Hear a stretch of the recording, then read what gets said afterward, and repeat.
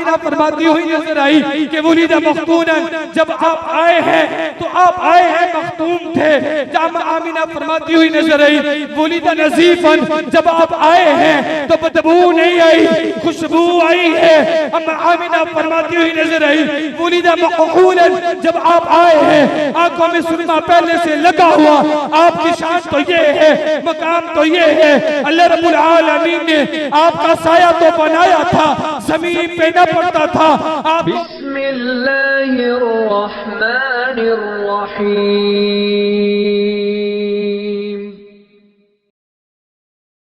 आज की इस महफिल के अंदर मैंने आप अहबाब की खिदमत में सीरतुन नबी सल्लल्लाहु अलैहि वसल्लम और हजूर नबी करीम सल्लल्लाहु अलैहि वसल्लम बहैसियत रहमतुल लिल आलमीन के चंद गोशे आपकी तवज्जो की नजर करने हैं और इसके अलावा अज़मत कुरान के हवाले से चंद एक मारूज़ात आपकी तवज्जो की नजर करके इजाजत चाहूँगा। अल्लाह रब्बुल आलमीन से दुआ और इल्तिजा, अल्लाह रब्बुल आलमीन मुझे हक और सच बात कहने की, जुमला सामईन को हक और सच बात को सुनने की, सुन लेने के बाद अमल करने की तौफीक अता फरमाए। और अल्लाह रब्बुल आलमीन हमारा यहाँ पे आना, मिल बैठना, बोलना, कहना, सुनना हमारे लिए जरिए निजात बनाए। हजूर नबी करीम सल्लल्लाहु अलैहि वसल्लम की सीरत तैयबा के बेशुमार पहलू हैं, जिनमें से आज हजूर बहैसियत रहमतुल लिल आलमीन के चंद गोशे आपकी तवज्जो की नजर करता हूँ। सबसे पहले लफ्ज़ रहमत का मानी और मफ़हूम समझ लें ताकि अगली बात को समझना हमारे लिए आसान हो जाए। लफ्ज़ रहमत दो चीजों का मजमुआ है। नंबर एक दिल की नरमी है, नंबर दो एहसान और मेहरबानी है। अल्लाह रब्बुल आलमीन ने अपने प्यारे महबूब को रहमतुल आलमीन करार दिया और लफ्ज़ रहमत अपने लिए भी इस्तेमाल किया। जहां पर अल्लाह रब्बुल आलमीन ने अपने लिए लफ्ज़ रहमत इस्तेमाल किया कुरान करीम के अंदर, व रहमती वसिअत कुल्ल शै, के अल्लाह रब्बुल आलमीन की रहमत सारे ज़माने पर छाई हुई है। यहाँ पर मुराद दिल की नरमी नहीं है, सिर्फ एहसान और मेहरबानी है। और यही लफ्ज़ अल्लाह ने अपने हबीब के लिए इस्तेमाल किया, वमा अरसलनाका इल्ला रहमतल लिल आलमीन, के हजूर हमने आपको, ए हबीब हमने आपको रहमतुल लिल आलमीन बनाकर भेजा। यहाँ पर रहमत का मानी दिल की नरमी भी है, एहसान और मोहब्बत और शफ़क़त भी है। और अल्लाह रब्बुल आलमीन ने हुजूर नबी करीम सल्लल्लाहु अलैहि वसल्लम को रहमतुल लिल आलमीन करार दिया है, लेकिन हुजूर के अलावा आदम ता ईसा जितने भी अंबिया आए उनको रहमत करार नहीं दिया। और अल्लाह रब्बुल आलमीन ने उन पर रहमतें उतारी जरूर हैं, लेकिन उनको रहमतुल लिल आलमीन का लक़ब नहीं दिया। ये सिर्फ अपने हबीब आमिना के लाल जनाबे मोहम्मद मुस्तफ़ा सल्लल्लाहु अलैहि वसल्लम को ही दिया है। और हजूर नबी करीम सल्लल्लाहु अलैहि वसल्लम को अल्लाह रब्बुल आलमीन ने सरापाए रहमत बनाकर भेजा है। आपके जहन में ये सवाल भी आ सकता है कि सरापाए रहमत होने से क्या मुराद है? तो सरापाए रहमत होने से क्या मुराद है, इसे मैं बिल्कुल आसान अल्फाज के अंदर आपकी तवज्जो की नजर कर देता हूँ। सरापाए रहमत होने से मुराद ये है कि हजूर नबी करीम सल्लल्लाहु अलैहि वसल्लम का जागना तो रहमत है ही है, बिल्कुल इसी तरह आपका सोना भी रहमत है। हजूर का बोलना तो रहमत है ही है, आपका खामोश रहना भी रहमत है। आपकी दुआ तो रहमत है ही है, आपकी बद्दुआ भी रहमत है। तमाम चीजों पर मैं एक एक वाकया आपकी खिदमत में अर्ज कर देता हूँ। हजूर नबी करीम सल्लल्लाहु अलैहि वसल्लम का जैसे जागना रहमत है, बिल्कुल उसी तरह आपका सोना भी रहमत है। खैबर के वापस आते हुए आमिना के लाल ने अपने असहाब से कहा कि हम इस मकाम पर आराम करते हैं, चंद लम्हात आराम कर लेने के बाद हम नमाज फजर को अदा करेंगे, बकिया सफर को उसके बाद तय करेंगे।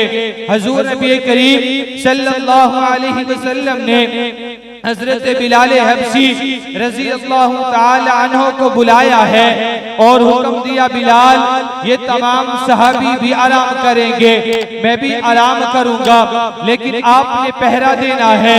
सुबह आपने नमाज के लिए तमाम को बेदार करवा देना है।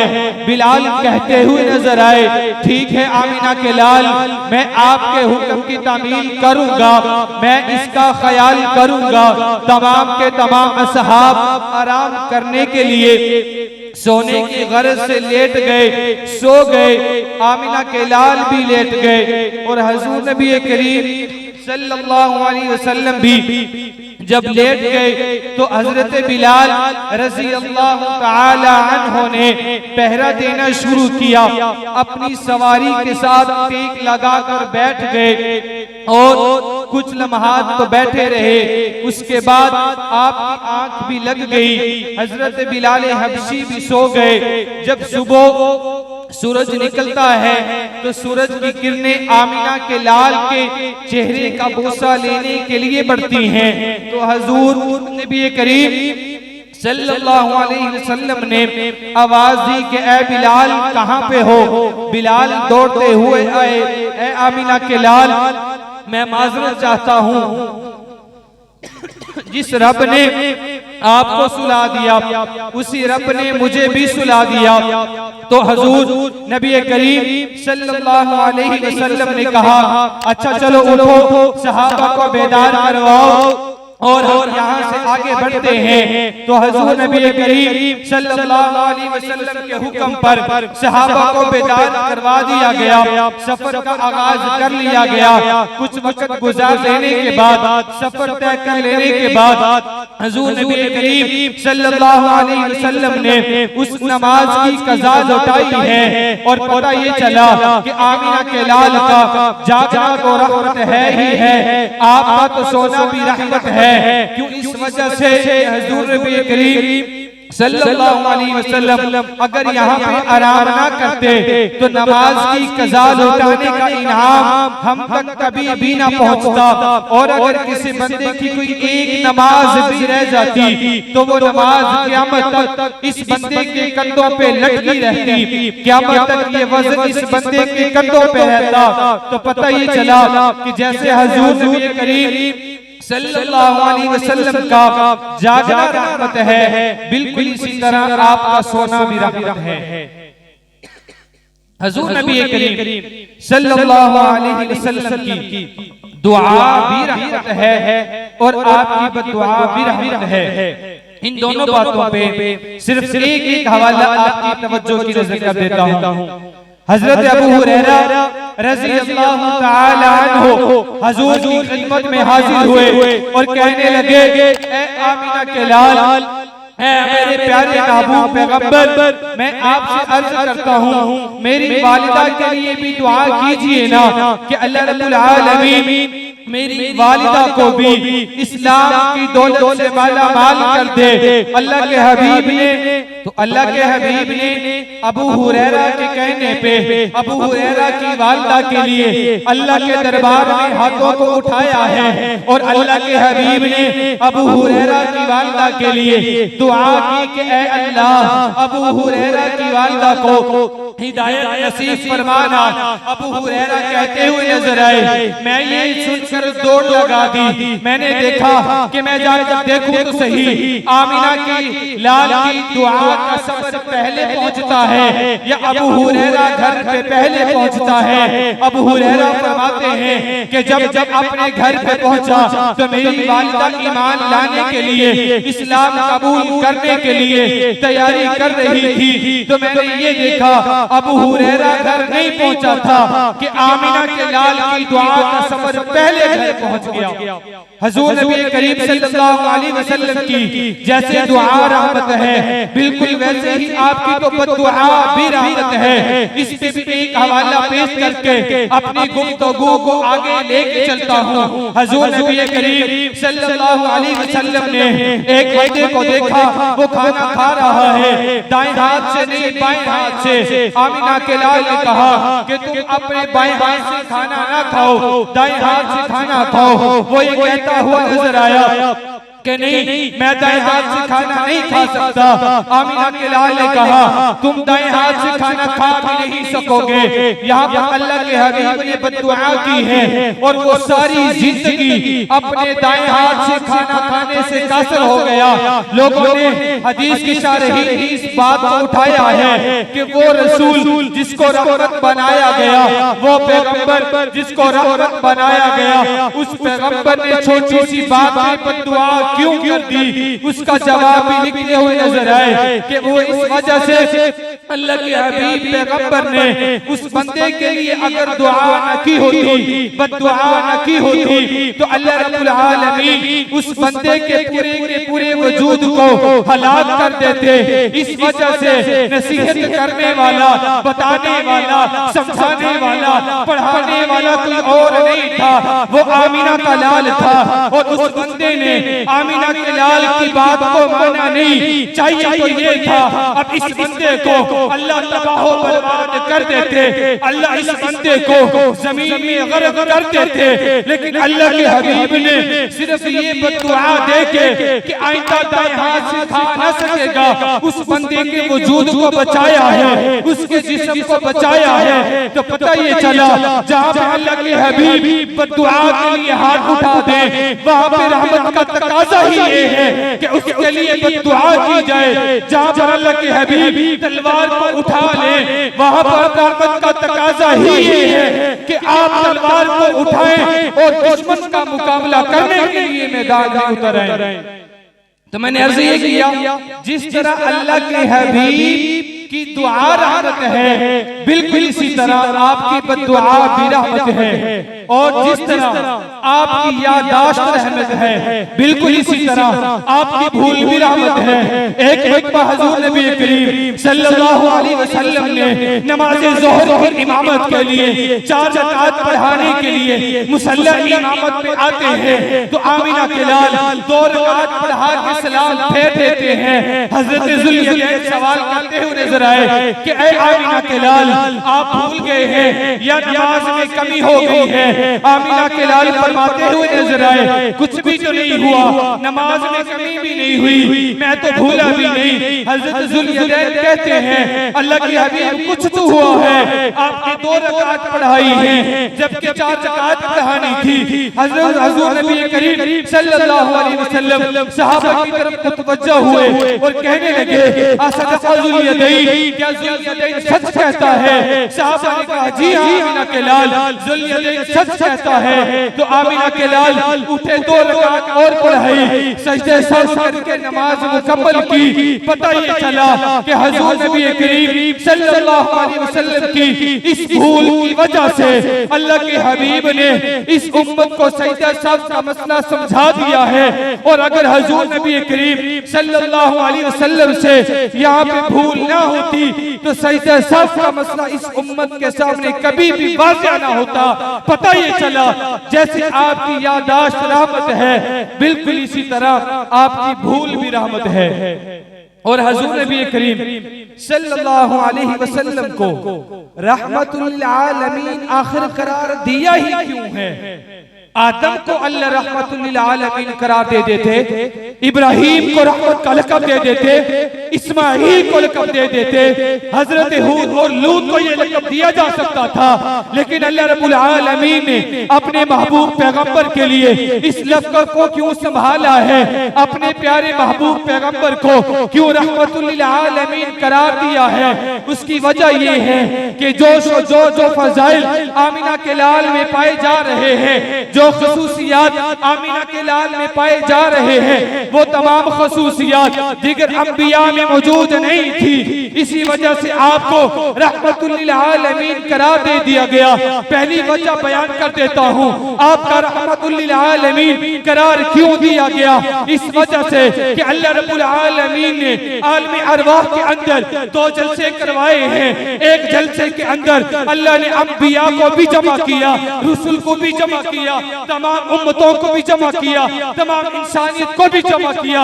इस जलसे के अंदर, प्रोग्राम के अंदर अल्लाह रब्बुल आलमीन ने तमाम के तमाम अंबिया और रसूल की मौजूदगी में, उम्मतों की मौजूदगी में, लोगों की मौजूदगी में सवाल ये किया, अलस्तु बिरब्बिकुम, क्या मैं तुम्हारा रब नहीं हूँ, परवरदिगार नहीं हूँ, मैं तुम्हारा खालिक नहीं हूँ, मैं तुम्हारा राज़िक नहीं हूँ? तो तमाम के तमाम अंबिया और रसूल खामोश हो गए, उम्मतें खामोश हो गई, कोई बोल न सका।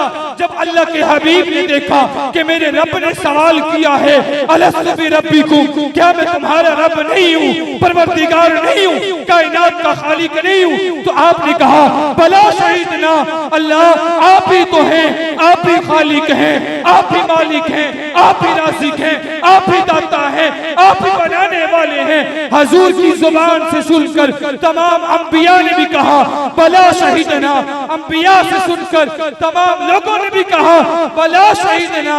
तो पता ये चला कि हजूर नबी करीम सल्लल्लाहु अलैहि वसल्लम तमाम अंबिया और रसूल के उस्ताद हैं, तमाम उम्मतों के उस्ताद, तमाम अंबिया और रसूल के उस्ताद हैं, तमाम उम्मतों के उस्ताद हैं। तो इस वजह से रहमतुल लिल आलमीन का लक़ब भी आप ही के लिए है। हजूर नबी करीम सल्लल्लाहु अलैहि वसल्लम को रहमतुल लिल आलमीन का लक़ब क्यों दिया? इसकी दूसरी वजह आपकी तवज्जो की नजर कर देता हूँ। कुरान करीम के अंदर अल्लाह रब्बुल आलमीन ने पारा नंबर 3 सूरह आल इमरान आयत नंबर 81 में इरशाद फरमाया, व इज़ अख़ज़ल्लाहु मीसाक़न नबिय्यीन लमा आतैतुकुम मिन किताबिन व हिकमा, कि ए लोगों, ए अंबिया और रसूल की जमात, ए अंबिया, मैंने आपको नबुव्वत और रिसालत से नवाजना है, किताब और हिकमत से नवाजना है, शरीयत से नवाजना है, नबुव्वत का ताज मैंने तुम लोगों को पहनाना है, मैंने किताबें तुम्हें अता करनी है, साहिब अता करने हैं। लेकिन मेरी एक बात को पल्ले बांध लीजिएगा कि ला तुमिनुन बिही व ला तंसुरुन्ना, जब ये पैगंबर आ जाए, जब ये रसूल आ जाए, जब ये लाडला आ जाए, जब ये हबीब आ जाए, तो तुम लोगों ने अपनी नबुव्वत के होते हुए, रिसालत के होते हुए, किताब के होते हुए, शरीयत के होते हुए, साहिब के होते हुए, बादशाहत के होते हुए मेरे इस पैगंबर पर ईमान लेके आना है और इस पैगंबर की नुसरत भी करनी है।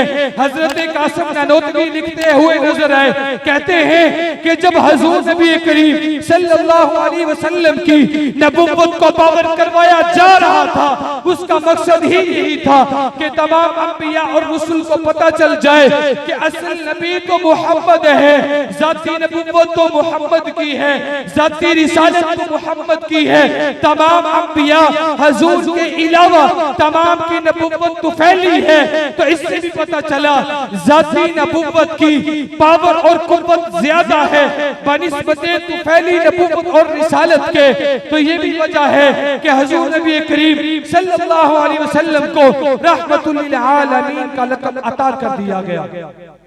तीसरी वजह हजूर नबी करीम सल्लल्लाहु अलैहि वसल्लम को रहमतुल लिल आलमीन करार क्यों दिया गया? तीसरी वजह एक और आपकी तवज्जो की नजर कर देता हूँ।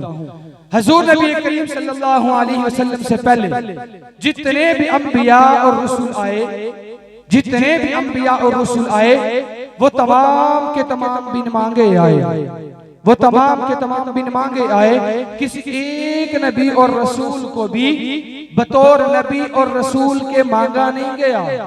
तमाम के तमाम अंबिया और रसूल बिन मांगे आए, लेकिन आमिना के लाल ऐसे नहीं है। जब हुजूर नबी करीम सल्लल्लाहु अलैहि वसल्लम को अल्लाह रब्बुल आलमीन ने दुनिया में भेजना चाहा है, तो अल्लाह ने इब्राहिम से कहा, 4 बड़े इम्तिहान लिए। एक इम्तिहान आपका ये है कि इब्राहिम जाओ जाके बैतुल्लाह की तामीर करो ना। इब्राहिम अपने बेटे को साथ लेकर बैतुल्लाह की तामीर करते हुए भी नजर आए। बैतुल्लाह को तामीर कर दिया गया, अल्लाह के सामने हाथों को उठाया है और ये दुआ करते हुए नजर आए कि ऐ अल्लाह, आपने मुझसे बड़े बड़े इम्तिहान लिए हैं, तमाम इम्तिहानात में मैं पास हो गया, अव्वल पोजीशन मैंने हासिल कर ली है, आला नंबर भी ले लिए। ऐ अल्लाह, अब ये इब्राहिम आपसे कुछ मांगना चाहता है। अल्लाह कहते हुए नजर आए, बताना मेरे खलील क्या तुझे चाहिए। इब्राहिम कहते हुए नजर आए, इस्माइल आमीन कहते हुए नजर आए। इब्राहिम कहते हैं, अल्लाह मैंने बैतुल्लाह बना दिया है, रसूलुल्लाह तू अता फरमा देना। तेरा घर मैंने बना दिया, मस्जिद मैंने बना दी, मदरसा मैंने बना दिया, इमाम अता कर देना, मुदर्रिस अता कर देना, उस्ताद अता कर देना, पीर अता कर देना। अल्लाह रब्बुल आलमीन ने हजरत इब्राहिम अलैहिस्सलातु वस्सलाम की इस दुआ पर कहा, इब्राहिम तेरी दुआ को मैं कबूल करता हूँ, अब मैं तेरी नस्ल में से एक पैगंबर भेजूंगा, एक रसूल भेजूंगा, एक नबी को भेजूंगा। वो नबी कौन होगा, पैगंबर कौन होगा? जो जुमला अंबिया का सुल्तान है, जुमला अंबिया का सरदार है, जुमला अंबिया का सरताज है, जो तमाम अंबिया में आला मकाम पे फाइज है। अब मैं उस नबी को भेजूंगा। इब्राहिम ने हुजूर नबी करीम सल्लल्लाहु अलैहि वसल्लम के लिए जब ये दुआ की, तो फिर अल्लाह रब्बुल आलमीन ने आपको नबूवत के साथ दुनिया में मबऊस फरमाया है। और ये वजह कि हुजूर नबी करीम सल्लल्लाहु अलैहि वसल्लम को रहमतुल लिल आलमीन का लक़ब अता कर दिया गया। और हुजूर नबी करीम सल्लल्लाहु अलैहि वसल्लम को क्यों रहमतुल लिल आलमीन का लक़ब दिया, इसके बारे में सिर्फ 2 चीजें और आपकी तवज्जो की नजर करूंगा। हजरत आमिना फरमाती हुई नजर आई, हजरत आमिना फरमाती हुई नजर आई कि जब हुजूर नबी करीम सल्लल्लाहु अलैहि वसल्लम का नूरे नबूवत अब्दुल्ला की सुल्ब से मेरे रहम में मुंतकिल होता है, 6 माह का वक्त गुजर जाने तक कैफियत का एहसास नहीं हुआ। 6 माह का जब वक्त गुजर गया, अब आमिना फरमाती हुई नजर आई कि कैफियत ने रुख यूं मोड़ा है, रुख यूं बदल गया उनका कि मैं क्या देखती हूँ, मेरे रहम में आमिना के लाल जनाब मोहम्मद मुस्तफा सल्लल्लाहु अलैहि वसल्लम मौजूद हैं। अब ये आमिना पानी भरने के लिए कुएं की मुंडेर पे जाती है। कुएं की मुंडेर पे खड़ी होकर आमिना क्या देखती है, पानी गहराइयों में उतरा हुआ है।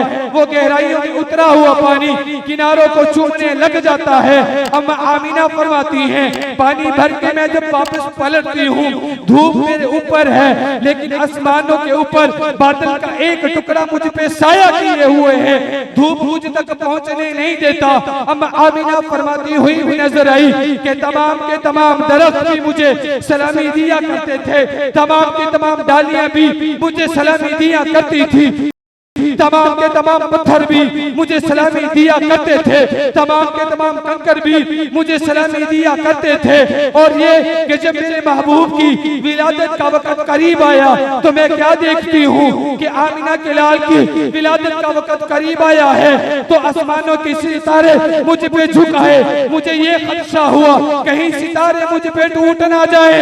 अम्मा आमिना फरमाती हुई नजर आई, जब मेरे महबूब की विलादत का वक्त करीब आता है, मैं क्या देखती हूँ, मेरे बदन से एक नूर निकलता है और उस नूर से मशरिक और मगरिब मुअत्तर हो जाते हैं। मेरे बदन से एक खुशबू निकलती है और उस खुशबू से सारा जहान मुअत्तर हो जाता है। अम्मा आमिना फरमाती हुई नजर आई कि वलीदा मख्तूनन, जब आप आए हैं तो आप आए हैं मख्तूम थे। अम्मा आमिना फरमाती हुई नजर आई, वलीदा नजीफन, जब आप आए हैं तो बदबू नहीं आई, खुशबू आई है। है। अम्मा आमिना फरमाती हुई नजर आई, वुलिदा मक़हूलन, जब आप आए हैं आंखों में सुरमा पहले से लगा हुआ। आपकी शान तो ये है, मकाम तो ये है, अल्लाह रब्बुल आलमीन ने आपका साया तो बनाया था, जमीन पे न पड़ता था।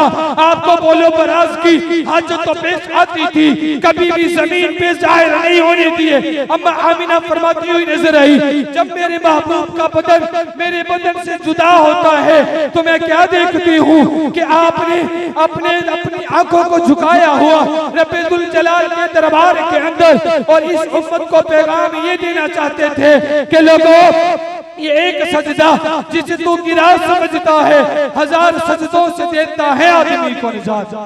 और हुजूर नबी करीम सल्लल्लाहु अलैहि वसल्लम को इसी वजह से रहमतुल लिल आलमीन करार दिया। आखिर सिर्फ एक बात 2 से 4 मिनट के अंदर कह के इजाजत चाहता हूँ। हुजूर नबी करीम सल्लल्लाहु अलैहि वसल्लम को अल्लाह ने किताब से नवाजा, कुरान से नवाजा। ये किताब भी ऐसी किताब है जो तमाम किताबों में आला। कुरान किताबुल्लाह भी है, कलामुल्लाह भी है। इस प्रोग्राम के अंदर कुछ हुफाज भी हैं, मदरसा भी है। इसी निस्बत से 1 से 2 बातें आपकी तवज्जो की नजर करके इजाजत चाहता हूँ।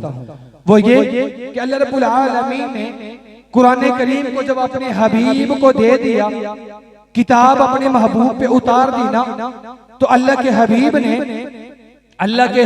ये किताब अपने लोगों तक पहुंचाई, पढ़ाई, समझाई और सिखाई। बताया कि लोगों, वो लोग जो पस्ती में पड़े हुए हैं ना, कुरान को थाम लो, अल्लाह उनको बुलंद कर देगा, ओजे सरैया पे पहुंचा देगा। इस किताब को पल्ले से बांध लो, किताब को पढ़ लो, समझ लो, अमल कर लो, तो दोनों जहानों में कामयाब हो जाओगे। जब हुजूर नबी करीम सल्लल्लाहु अलैहि वसल्लम ने ये किताब अपने असहाब को पढ़ाई है, वो असहाब जिनको कोई जानता नहीं था, पहचानता नहीं था, वो तमाम के तमाम किताब को पढ़ लेने के बाद, इस पर अमल कर लेने के बाद, अल्लाह रब्बुल आलमीन ने उनको बुलंद यूं किया है कि हुजूर नबी करीम सल्लल्लाहु अलैहि वसल्लम मेराज पे जाते हैं। अल्लाह के हबीब के पैगंबर के प्यारे लाडले और शागिर्द खास हैं हजरत बिलाल हबशी रज़ी अल्लाह तआला हो है। वो जमीन पे चलते हैं, सारी की सारी जन्नत उनके चलने की आहट को महसूस करती और सुनती है।